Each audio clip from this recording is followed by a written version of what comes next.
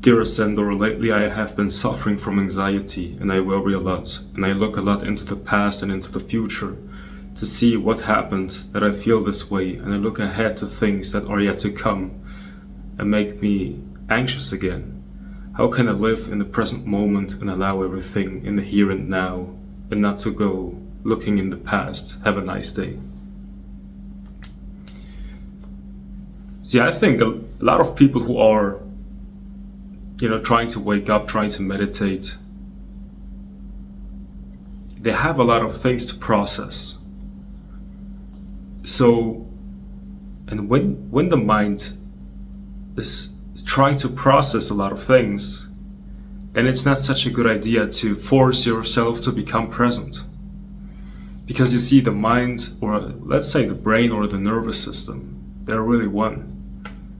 The brain and the nervous system is full of experiences, it's full of information, frightening information, and it wants to process that information. And then the brain also has been conditioned to say, I don't have to be afraid. Like when you're a child and you're crying and your father or your mother tells you, don't cry, that creates a sense of, wait a minute, I don't have to cry. Like, the nervous system is crying. It's like this, it's natural that it's crying. But because of that conditioning, it seems as if there is an I in there that can simply choose to not cry. You see? And it's the same thing with fear. When you're afraid, you learn that you don't have to be afraid. Just don't be afraid.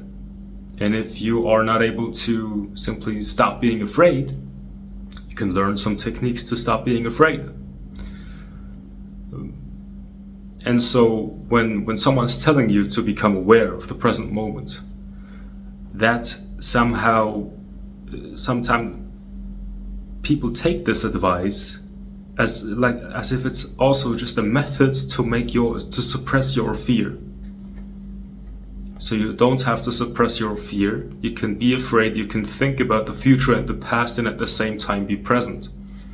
And it's possible. It's actually the only way that is truly working, because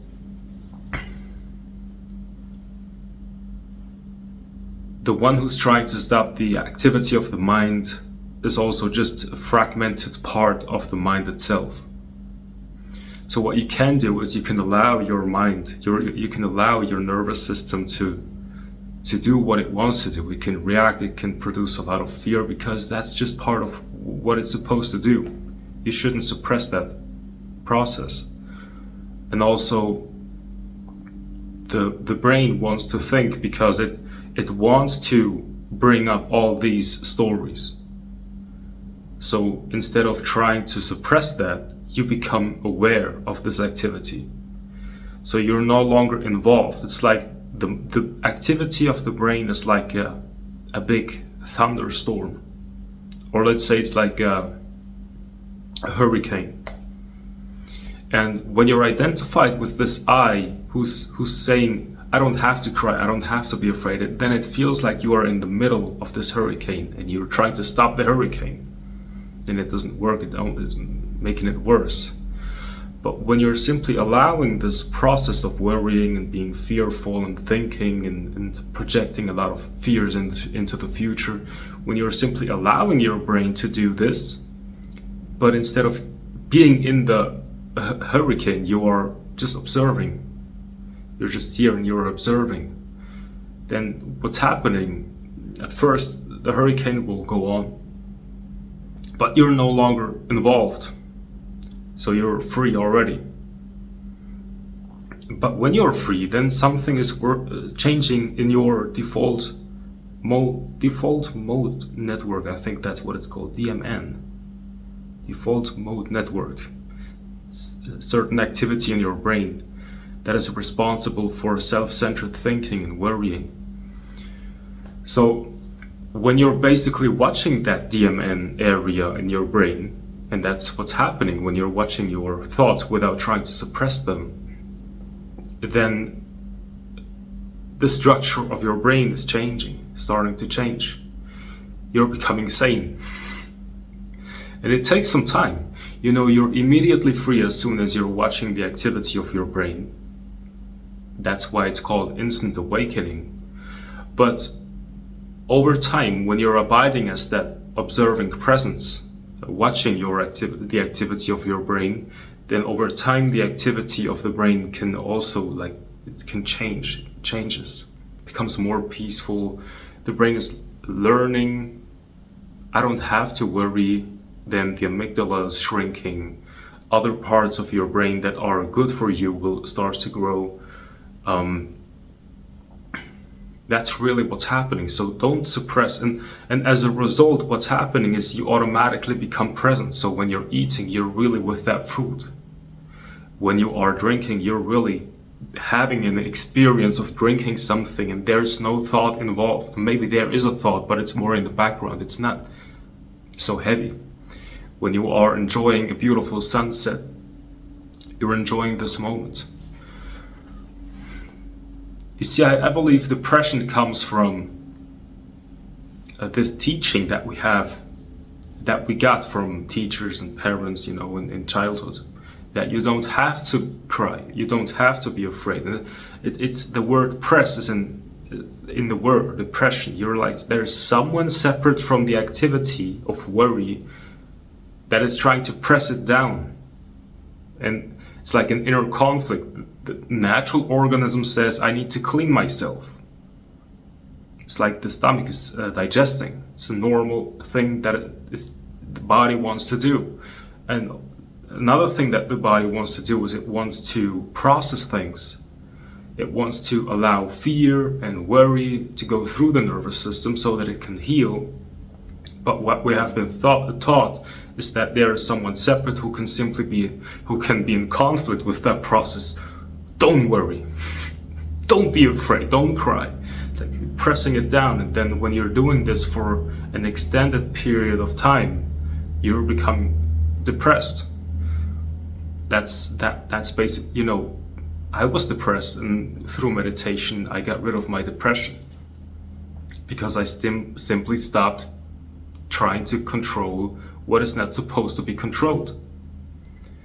And so what happened is my vibration got higher, not because I was succeeding in whatever, but simply because the natural state of every person is having a high vibration. And when you're no longer trying to suppress yourself, you're becoming high vibe, basically. So the only thing you have to do is just sit down. That's what I'm suggesting. Sit down for 10-20 minutes a day and don't do anything, and simply watch the activity of your mind. And sometimes the mind will suck you in, and you will feel like you are the thinker, you are the planner, you have to find out, and then you forget how to do it, and then it feels like you're thinking, oh, I should watch my mind. How am I supposed to watch my mind? And then again, you simply snap out of this identification, and you see, actually, I'm already watching my mind, because the thoughts are like objects. I can see them, so therefore I'm not my thoughts. So you're snapping out of them, and again, you're just a pure witness. The mind is still thinking. And when you're doing this every day, like the awakening actually happens instantaneously as soon as you're aware that you are just the awareness. You're not involved in this hurricane of the mind. It's an instantaneous awakening as soon as you see that you are just the witness of the activity of the mind. You can even pause the video and just try it, like for 5 seconds or just for a minute. Just be and see how the mind will just automatically start to think. That's just what it's supposed to do. It's in its nature. The brain is thinking. The only thing that you have to do is see that you are the thing that is behind it. You're not in the activity itself, you're behind it. And later, when you're a little bit further in the process, you will see that you're not behind it, you are the infinite space around it. So, but that doesn't really matter for this video. It's just do this every day, 20 minutes. and your entire brain structure will change. You will become a new person. Or actually, if I want to be really accurate, the person will die, because the person is the suppressor. You become the pure presence, the pure witness. So I hope that helped.